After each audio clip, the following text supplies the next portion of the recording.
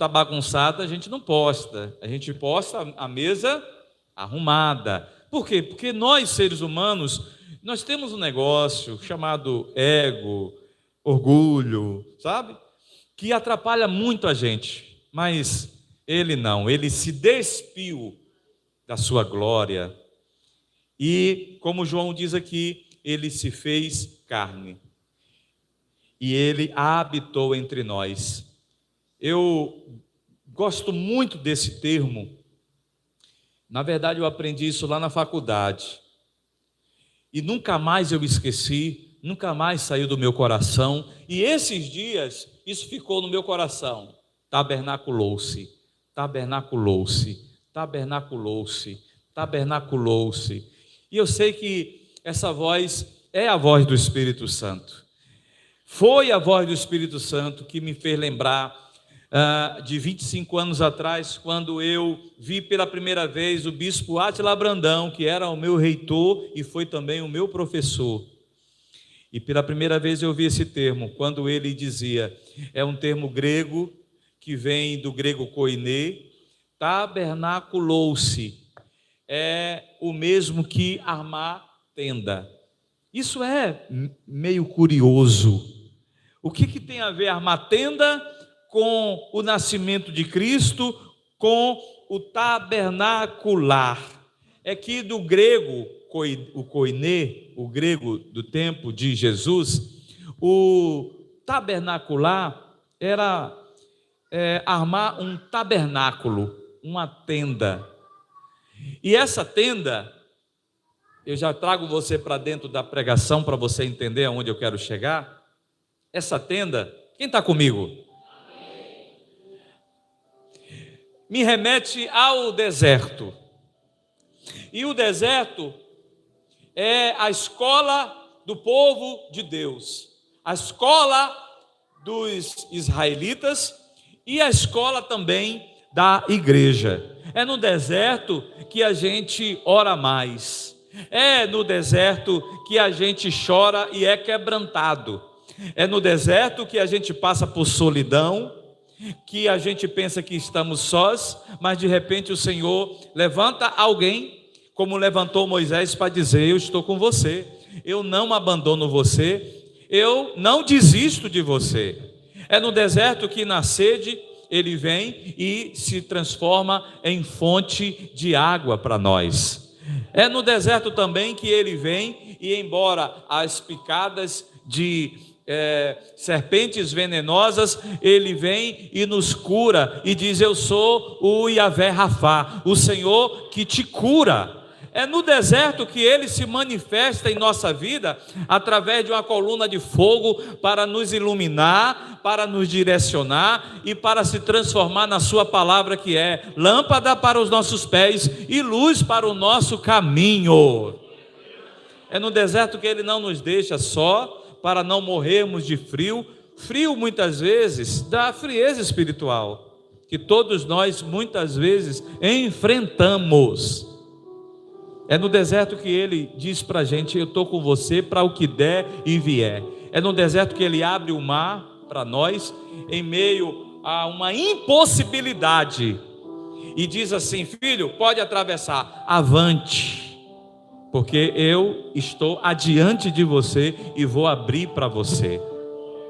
Meus irmãos, eu estou há exatamente há um ano que eu acabava de chegar de Salvador e vinha direto para o culto aqui, e estava aqui com vocês testemunhando do grande milagre que Deus fez na minha vida. A nossa ida a Salvador para aquela cirurgia foi uma ida difícil. É uma cirurgia para a retirada de um câncer que você não sabe quanto tempo tem, o médico não sabe te dar noção, e ainda ele te diz, para ser bem franco, olha, só depois que abrir que a gente sabe como é que está. E depois de aberto, vocês sabem muito bem que o diagnóstico foi metástase fora da tireoide, né? Mas o grande eu sou, aquele que não nos deixa só, principalmente no deserto, Ele esteve comigo o tempo todo. E Ele segurou a minha mão o tempo todo. E Ele usou pessoas também, como a assistente do médico, para dizer: Deus é contigo, pastor. Deus é contigo, meu irmão. Deus é com você, minha irmã. Ele sempre esteve conosco. E Ele sempre estará. Ele é Deus. Ele nasceu, se fez carne, o verbo se fez carne. Pode deixar na tela, filhão, verso 14. Ele nasceu. Eu sei que tem muita gente que tem raiva do Natal, religiosos que tem raiva. A festa pagã. Na verdade isso, gente, é uma suposição.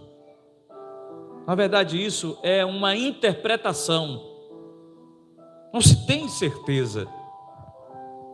Então se pega uma história e se faz então uma cola e se diz: não, essa festa pagã aqui é essa festa de Natal. Coincidentemente tem a árvore, coincidentemente tem as luzes, coincidentemente não. O que eu posso te falar é que, como o dia das mães, o dia dos pais, o dia das crianças, o dia dos avós e o dia de tudo, né? Dia dos namorados, isso também se torna, dia 25 de dezembro, uma festa comercial. É óbvio isso, é lógico isso. E desde quando isso é pecado? E desde quando isso é uma transgressão? Eu aprendo que a gente precisa aproveitar essa oportunidade para, nesse momento, falar de Jesus para os familiares, ao invés de discutir política, como eu falava no nosso programa Sintonizado com a Vida. Aproveite para falar de Jesus, para abraçar, para perdoar, para trazer alegria para a sua família, para os seus familiares, para trazer Jesus para a sua mesa, né? E para presentear também, né? Faça isso, porque Ele é o maior presente. O aniversariante é o maior presente. Ele é o presente de Deus para nós. Então João, ele quando ele escreve, ele sabe para quem está escrevendo, e quem está lendo há 2000 anos entende perfeitamente a mensagem. Qual é a mensagem? Quando ele diz eskenoses, quando ele fala, ele é o verbo que eskenoses, ou seja, ele está dizendo, ele tabernaculou-se. Então quem está lendo isso, está entendendo, eu entendi, ele tabernaculou-se, ou seja, ele veio e estendeu a sua tenda, e é uma tenda temporária, como no deserto, quando os hebreus estavam passando e acampavam, e às vezes aquele acampamento durava uma semana, às vezes 15 dias, às vezes um mês, às vezes no máximo 3 meses. Eles armaram a sua tenda, eles fizeram um esquenê, um tabernáculo, uma tenda no meio do deserto, mas eles sabiam que aquilo era temporário, aquilo era questão de dias, aquilo era só uma questão de tempo, assim como ele veio e ele tabernaculou-se. Quando João escreve isso, não esqueça que ele escreve, Jesus já tinha morrido e ressuscitado. Jesus já tinha ressuscitado. Então ele está dizendo, ele veio, nasceu, o verbo se fez carne e ele tabernaculou-se. Ele armou a sua tenda, mas era temporário. O plano da redenção, o plano da salvação tinha o seu tempo determinado, como foi o tempo determinado. Lá em Êxodo 40, verso 33, Moisés está narrando, ele mesmo, dizendo, finalmente Moisés, para não dizer finalmente eu. Então ele está dizendo, finalmente Moisés, armou o pátio ao redor do tabernáculo e colocou a cortina à entrada do tabernáculo. E assim Moisés terminou a obra. Então a nuvem cobria a tenda do encontro. O que cobria, gente? A nuvem. A nuvem representava quem? Deus. A presença dele. Quando Moisés terminou de armar a tenda, o tabernáculo, o equenese, então Deus vem e cobre a tenda, e a glória do Senhor encheu o tabernáculo. E Moisés não podia entrar na tenda do tabernáculo. Por quê? Porque a nuvem estava sobre ela, e a glória, diga glória, mais uma vez, a glória do Senhor enchia o tabernáculo. Isso 3.000 anos. Isso um lugar lá no meio do deserto, um lugar rústico, que eu profetizo que se você sonhar de conhecer Israel, você terá a oportunidade de ir ao sul de Israel, ver uma réplica original desse tabernáculo aqui, que é uma das coisas, uma das experiências mais fantásticas que eu já vivi. É impressionante, no meio do nada, você chegando, você vê aquele tabernáculo lá no meio do deserto, lá perto do parque de Tímina, entre a cidade de Eilat, no extremo sul de Israel. Mas o interessante é que quando Paulo escreve aos Colossenses, ele diz aos Colossenses: irmãos, Cristo é a imagem do Deus invisível. Quando ele fala que Cristo é a imagem do Deus invisível, ele está pegando o texto de João, na parte B de que nós lemos, que diz: e vimos a sua glória como a glória do unigênito do Pai. Ou seja, Paulo está dizendo: vocês sabem aquela glória lá do passado? Vocês sabem aquela glória que nenhum homem, nenhum hebreu pôde experimentar? Você sabe aquela glória que estava no tabernáculo e ninguém podia entrar, porque ninguém podia ver? Pois é, nós podemos ver essa glória através da imagem de Deus em Jesus Cristo. Agora, a glória de Deus se torna visível através de Jesus para nós. Por isso que quando Tomé disse: mostra-me o Pai, Jesus diz: Tomé, há quanto tempo estou com você e você está dizendo para mim: mostra-me o Pai? Quem vê a mim, vê o Pai. Aqui eu estou. E o interessante é que o capítulo 29 de Êxodo vai falar sobre este lugar como a manjedoura.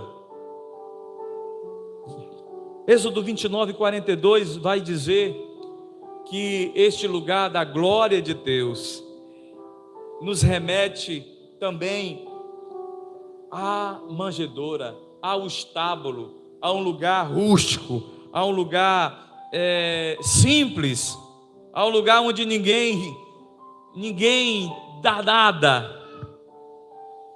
Mas Êxodo 29, 42 vai dizer que esse lugar é um lugar de revelação, como aquele estábulo há 2000 anos se transformou. Que esse lugar é um lugar, esse será o holocausto contínuo por vossas gerações, a porta da tenda da congregação, perante o Senhor, onde vos encontrarei para falar contigo ali, na porta da tenda da congregação, na porta do tabernáculo, na porta do Equenez, na porta daqueles que eu vou estar com vocês, que eu vou me apresentar a vocês, que eu vou me manifestar a vocês, que eu encontrarei vocês. Eu encontrarei vocês. Eu encontrarei vocês na tenda. Eu encontrarei com vocês no estábulo. Eu tabernacular-me-ei. Eu estenderei a minha tenda. Eu estenderei o meu tabernáculo. Onde, Senhor? No palácio? Lá onde está Herodes? Onde? Lá onde está Pilatos? Onde, Senhor? Lá em Jerusalém? Não, não, não, não. Lá em Belém, Efrata, um lugar muito humilde, um lugar muito simples, cerca de 12 quilômetros de Jerusalém, dá para ir até de Uber. A gente até estava preparado para ir, quando nos perdemos do grupo em Jerusalém no dia da festa de Pentecostes. Olha que história, olha que história. Estava eu, pastora Cássia, Micaela, pastora Sueli e pastor Rossini. De repente vem a gente com o grupo, de repente vem os estudantes jovens, lá pelas ruas, na Via Dolorosa, que é a largura mais ou menos dessas 5 poltronas aqui, dessas 5 cadeiras. E aí a gente teve que dar lugar, eu até tenho esse vídeo, até gravei, e os jovens passando, e cantando, e louvando, e a gente ali, né, filmando e dizendo, oh, que benção, que benção. Quando eles passam, cadê o grupo? O grupo, ó, se mandou. Quando eu olho, está eu, pastora Cássia, Micaela, pastor Rossini e pastora Sueli. O William estava com a gente também? Estava? Pois é. E agora? E agora, Senhor? Aí, para piorar a situação, porque se a gente tivesse hospedado em Jerusalém, simples. Toda vez o protocolo o nome do hotel é esse, por exemplo, Jerusalém Gate.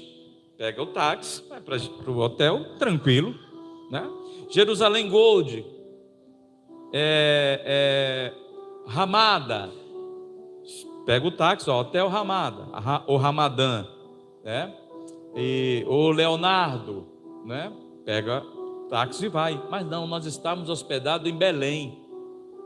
E aí, pastor, qual é o problema então? O problema é que é território palestino.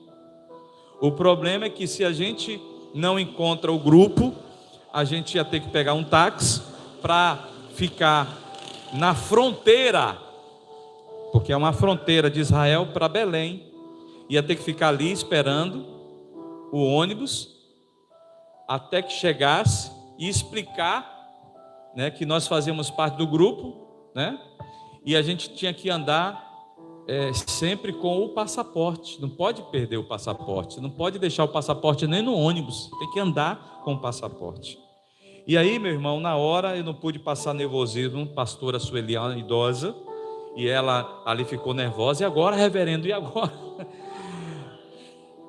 Meu Jesus, né? Porque se eu tivesse só eu, Micaela e a pastora, era muito mais fácil, né? Vamos sentar aqui, vamos esperar, peraí, vamos ver aqui. Aí eu lembrei, eles estão indo para o Jardim do Túmulo. Acho que já contei essa história aqui, né?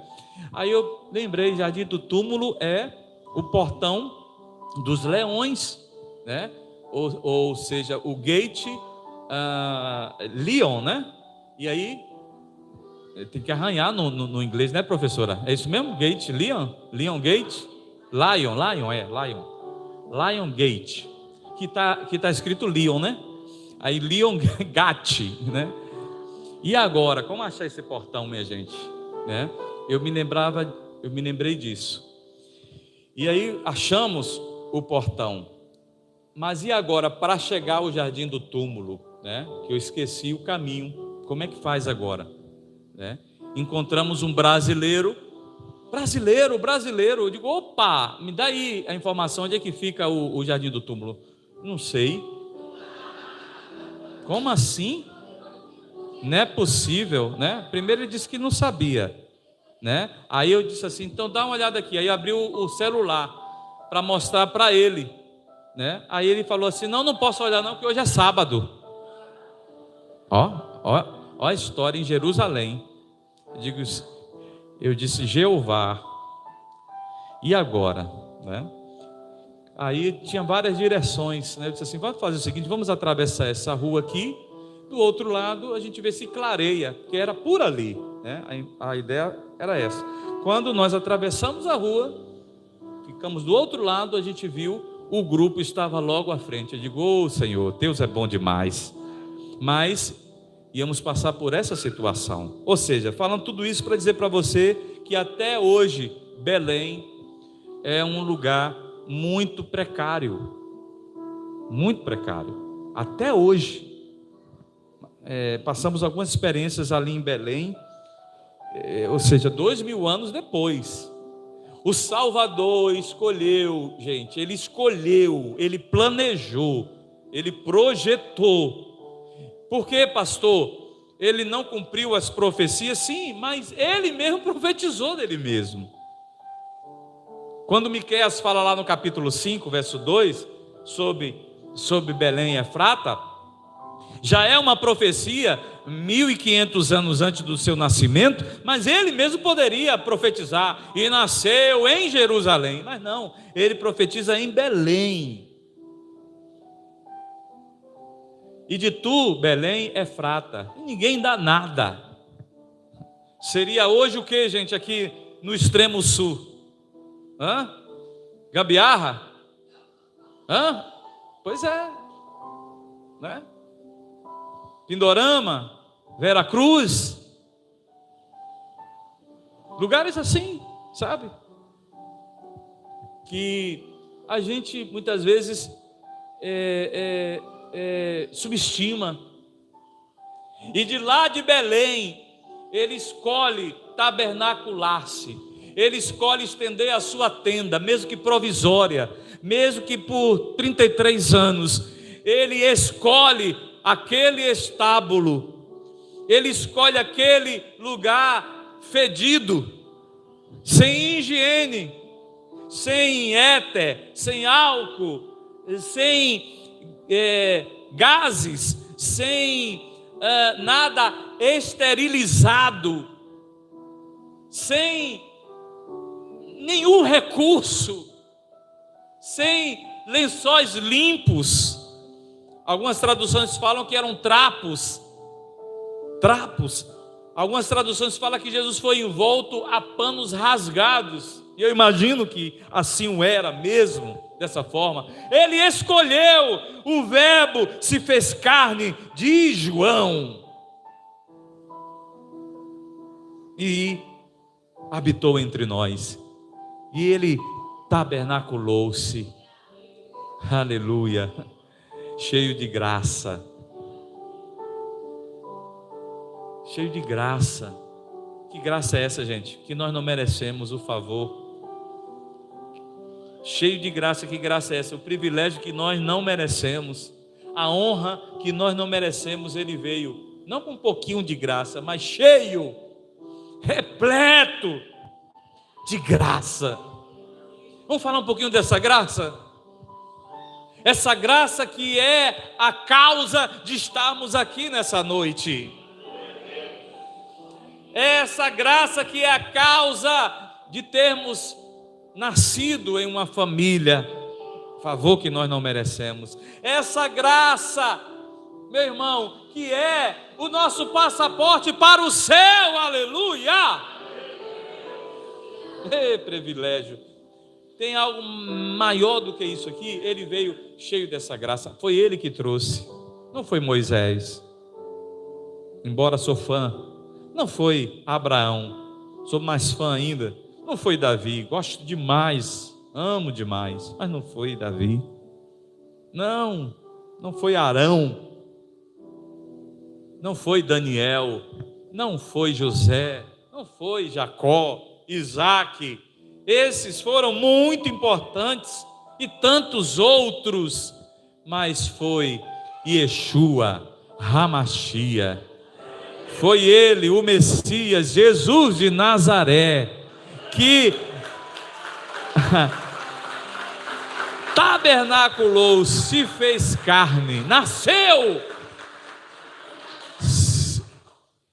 Eu fico maravilhado quando eu começo a pensar na humildade do nosso Senhor, a humildade dele.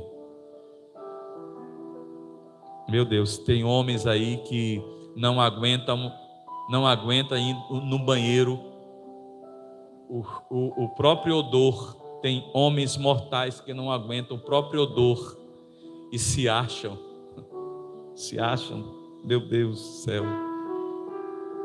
Eu estava vendo outro dia, não vou citar, mas uma autoridade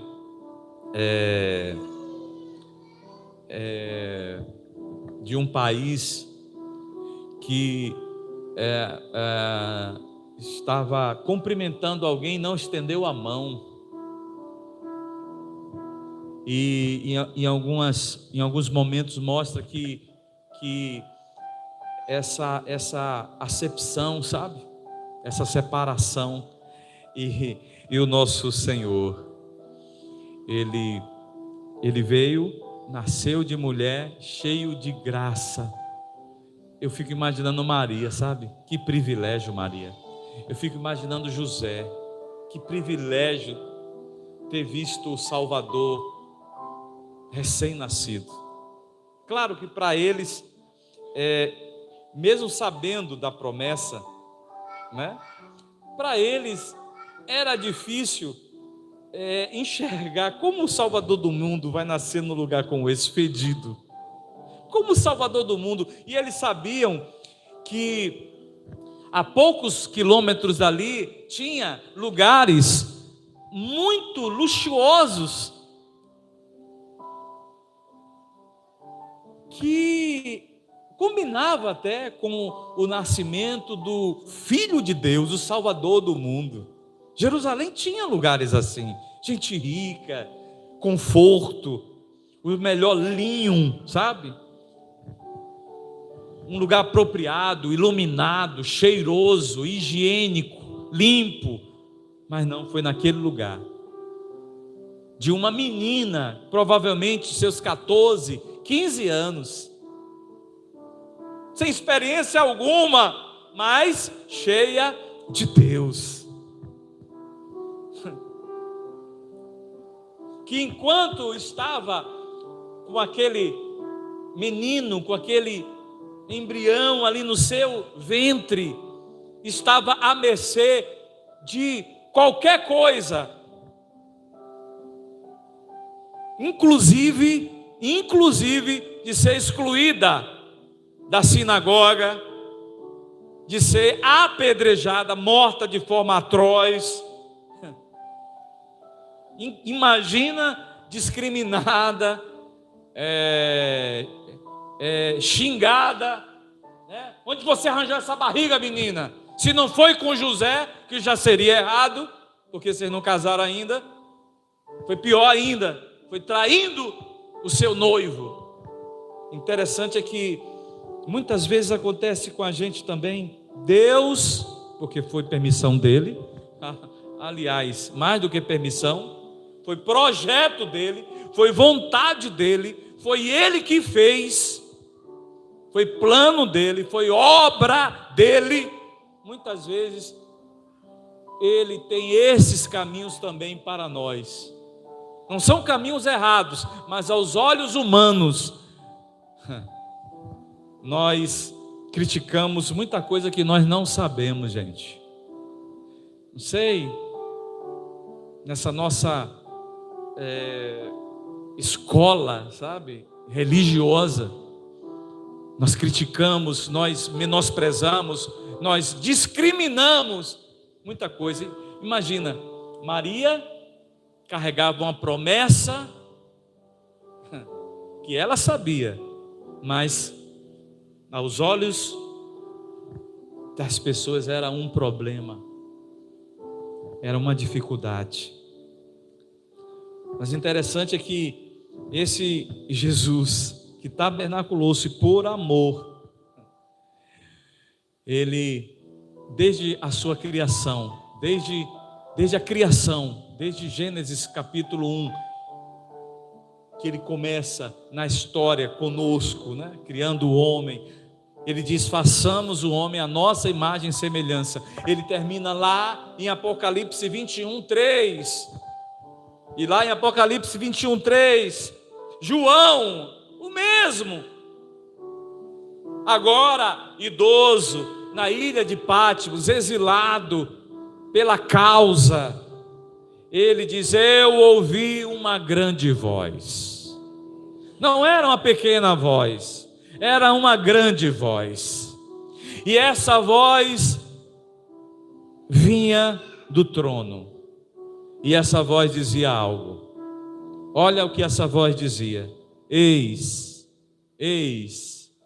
que o tabernáculo de Deus está entre os homens, está com os homens, pois eles habitará e eles serão o seu povo, e Deus mesmo estará com eles. Aqui resume o plano de Deus, o plano da salvação para mim e para você, o plano da salvação para os nossos filhos, o plano de Deus para essa igreja, o plano de Deus para a sua família, o plano de Deus para os nossos amigos, o plano de Deus para aqueles que estão nos nossos GMs, o plano de Deus para os nossos vizinhos, os planos de Deus para todos nós, o plano de Deus para a humanidade. O plano de Deus para a humanidade não é outro. O ser próspero é bom, o ser saudável é bom, o ser feliz é bom, ter êxito é bom, tudo isso é bom, mas o plano de Deus para a humanidade é esse aqui, é que nós estejamos com Ele para sempre. E já que o homem se desviou desse propósito, através do pecado, amartia, erro do alvo, porque no Gênesis era assim, ele vinha para estar com o homem, ele vinha para caminhar com o homem, ele vinha todos os dias para conversar com o homem, para dialogar com a humanidade. Toda tarde chegava Deus, vinha Deus para conversar. E aí, filho, como é que foi o seu dia? E aí, como é que foi hoje? Me conta aí. E Adão falava: foi assim, que legal, me mostra aí o que você fez, me mostra aí o que você descobriu, e assim, ó, deixa eu te dar uma dica aqui, ó, presta atenção aqui, ó, não ponha o dedo nessa tomada, porque no dia que você colocar, certamente choque terás. Foi assim. Não se aproxime dessa árvore. Não se aproxime, em todo lugar, está vendo lá?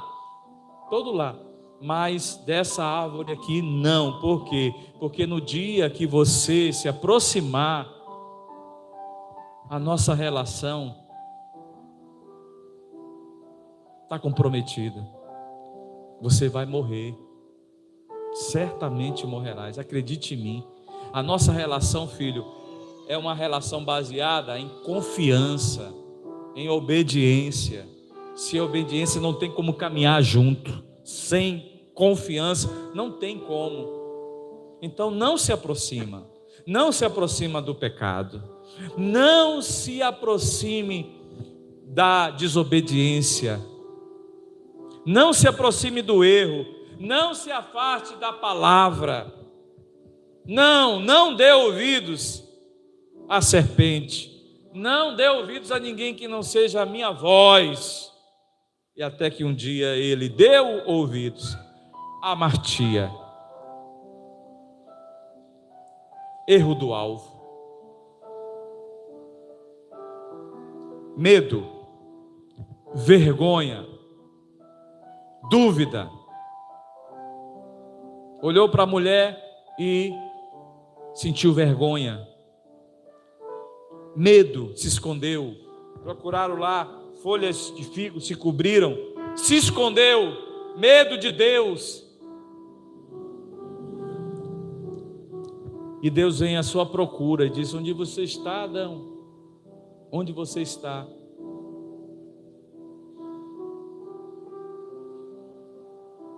Deus está procurando o homem até hoje, procurando muitas pessoas, e muitos estão com medo agora, completamente drogados. Muitos estão com medo, completamente bêbados, e com medo fugindo da realidade, com tristeza fugindo da realidade, buscando agora no sexo,